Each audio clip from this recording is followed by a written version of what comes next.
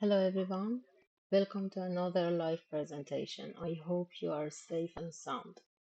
This presentation is the final task of Step 9 Machine Learning course skills internship program. My name is Maliheh Sefat and today I talk about unsupervised learning, clustering emails for fraud detection. So clustering is an unsupervised learning technique, as we said, that groups similar data points together based on patterns or features. Uh, Being unsupervised means that there are no labels. The model doesn't have labels. It has to find clusters based on the patterns, and it needs to find the patterns itself based on the similarities or the distance. The dataset that we used today was a dataset from a project of the Step 9, which belongs to the email dataset of Enron scandal. Enron was an energy company from America, and it happens to have the most famous or biggest accounting fraud. So the fraud was market accounting and special purpose entities, things that could be found in ledgers, not in the emails. It wasn't scamming or phishing emails, so I'm not sure if the email dataset is useful for clustering in this case. But anyway, we do it. The files are tar file like this. There are many nested files and folders, and at the end of each branch, we have the emails. So here is what we use for getting the emails from those nested files and folders. And I had to use the Google Colab resources. So I mount the Google Drive, and read the tar file, open it, and walk through it with the OS walk and get the files. After many steps of pre-processing, at the end, we have this data frame. It contains the content of the emails, the subject of the emails, and some of the informations, such as the from and to and cc and like. So we save that data frame in the image cleaned CSV, and here in this project we read that. So these are the libraries, packages, and modules. And you see that instead of the clustering modules from scikit-learn, I had to use some libraries that work with GPU because some of the calculations in this project would take hours, and then I would run out of the GPU CPU time and lose the progress. So here we can use GPU resources of Colab from with the GPU libraries.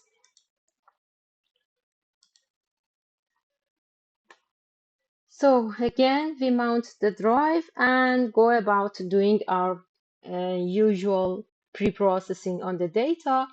Here's the data frame in one look, and I load it into the emails and do some work. I cannot possibly explain all the cells in this project, but I try to explain as much as it's possible in 20 minutes.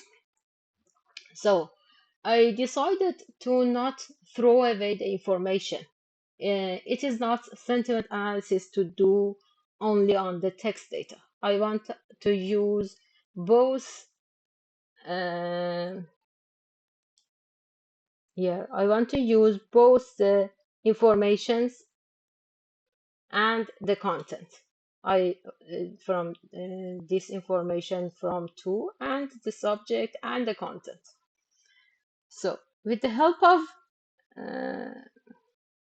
I clean the from is like this from column. So I clean it to get the clean names of from, and then I go about and do feature engineering. With the help of feature engineering, I extract some data from the date column, and then some data about the senders and receivers of the emails. The dates are like this format. These are the strings, okay? So with date time library, we work on it and get the year, month, day, hour, which day of the week the email was sent, and whether it was night or weekend. And then drop some irrelevant dates that were mistakes. And now we have this. We have the content from to CC, date, subject, year, month, day, hour, day of week, is night, is weekend. Now, what do we do with the sender names? There are many senders. How do we encode this from data? For this, if we use one-hot encoding, that would be a very huge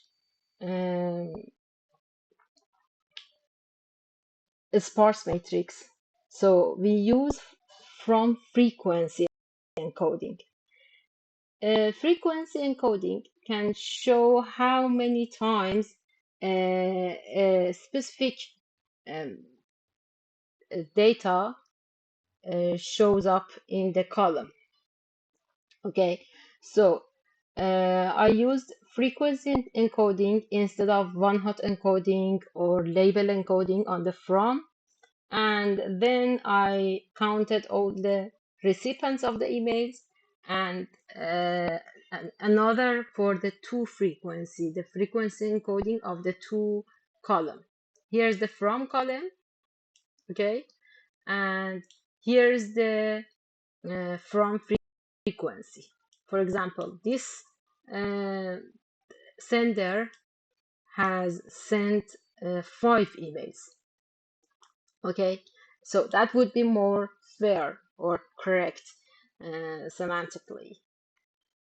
And then this too, how many times an email address appears in the recipient side of the emails, and this is the to frequency.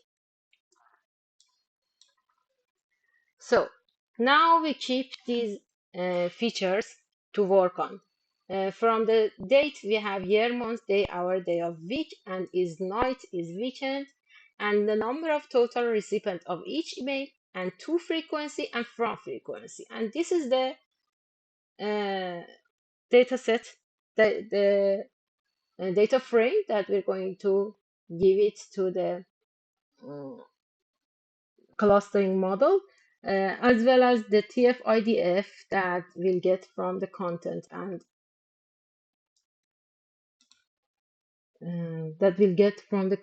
the subject. So these are the unstructured distribution, unscaled distribution of numeric data, and this is the scaled per prod of numeric data. And then for the content and subject, I decided to use pipelines to streamline the pre-processing on the text. First of all, I defined a high frequency word remover function class to remove the words that have been repeated so many times. So I made it a class of transformers to be included in the pipeline, because pipelines only get transformers, okay? And the text processor also is a transformer here, because I want to use it in the pipeline. Uh, Here is the pipeline.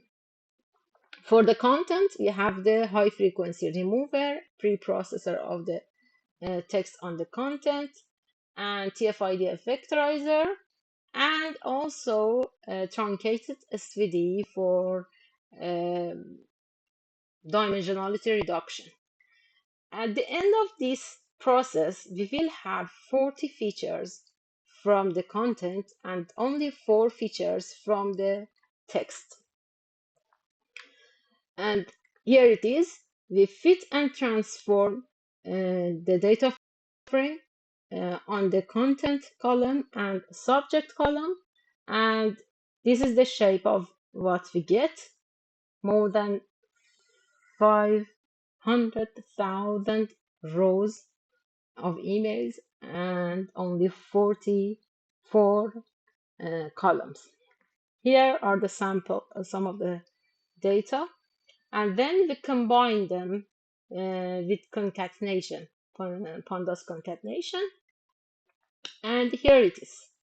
This is what we feed into the clustering model. These four are TF-IDF vectors from the subject, and you can see these are the sparse matrix and TF-IDF features from the content and the other features that we get from the information. Now we do BDSCAN clustering or density-based spatial clustering of applications with noise because we want to separate the noise and we want to we don't know how many clusters are there. If we know how many clusters are there, we can use commins, but we don't know, and we want the DBSCAN to find it. So DBSCAN works based on the distance between the points, and there are 3 kinds of points. As you can see, we have the core points, border points, and outliers. Each core point within the radius of epsilon radius, for example, 1 unit here, must have at least the minimum points, number of points.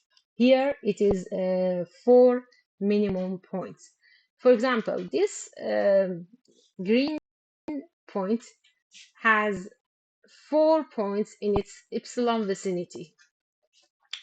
This red point is in a cluster, is in the neighborhood of a core point, but it doesn't have 4 points in its own circle. And these blue points neither have 4 neighbors nor are the neighbor of any core points. So it works like this. For each point, it finds the epsilon circle or epsilon sphere, or in other dimensions, in epsilon nearest neighbor, and calculates the number of the points in that epsilon radius and decides on the number of clusters and finds the clusters.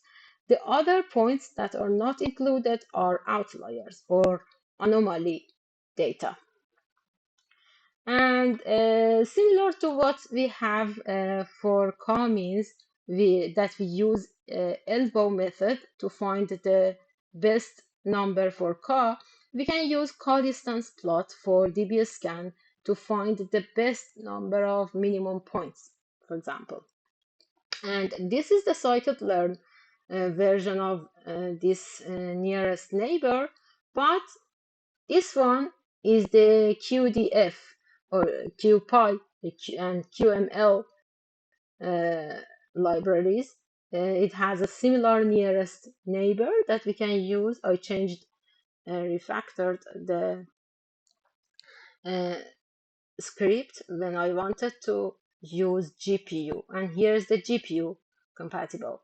And this is the K-distance plot for K10. And then for COT10, we define an instance of DBSCAN model and fit and predict clusters on it. The clusters are, it can find 5 clusters with this COT10 and epsilon 1. Epsilon,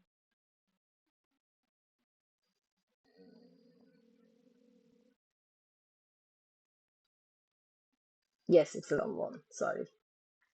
It can find 5 clusters. As you can see, the cluster -1 is outliers. Only 30 points are outliers here, and more than 450 points are in cluster 1.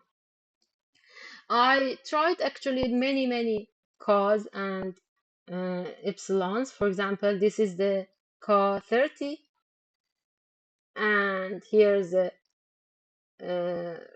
co-distance, co-near distance plot or co-nearest plot. And for co30 and epsilon 0.6, we get more than 43 clusters. As you can see, this time we have more outliers, but the cluster 1 is still more than 450,000 points. So for evaluation, we can add the clusters to the image DF to the data frame, to the main data frame, to display the senders, receivers, and the content of the image and the subject of the image to investigate what we have in each cluster. For example, with a for loop, we can show a sample of each cluster, the contents, the subject, from, and to.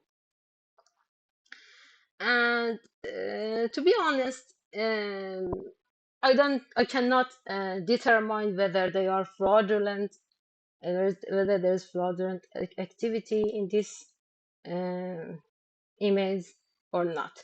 One thing, another thing that I want to show you is that I had to go and pickle my data frame, pickle the clusters on the data frame, because at this point I would usually run out of the GPU time and lose all the work. So I put this here and left a comment for myself to uncomment this cell if I had to. Like this. I had to reconnect and then get back the variables from the pickled file and continue. Another thing that we can do is to use latent Dirichlet allocation or latent Dirichlet allocation to investigate the topics in each cluster or in each document. It works like this. It assigns topics randomly first, and then iteratively refines the topics with assigning the words if they occur together with the co-occurrence patterns of the words. It refines the topics, and after several iterations, it can give us the words in each topics. Here again, I use the remover to remove the most frequent words that are, some of them are not in stop words actually. For example, enron or subject are not the words that are here. Enron, we have enron, and we have subject. These words are not in the stop words, but they don't add meaningful data. So with this LDA, latent Dirichlet allocation, I grouped the data frame on the clusters and give it to the LDA, and with a for loop I can print topics, words in topics in clusters. For example, for the cluster 0, we have these topics. One downside of LDA is that we should know the number of the topics. If we don't know, we cannot have a topic extraction that is very informative or accurate. I actually randomly assigned the number of topics to 3.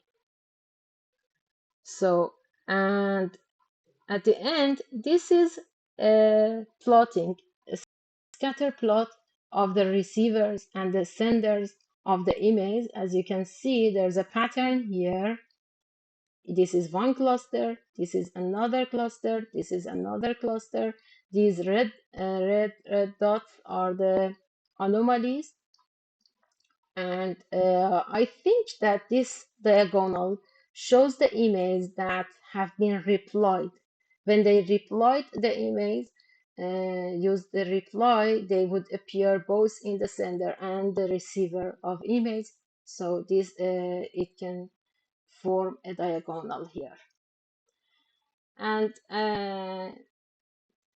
here, what I could do, and from this point, it's up to the forensic investigators to investigate what we have in the clusters. We could only manage to have a manageable number of clusters to do their job easier. Thank you very much for watching my presentation.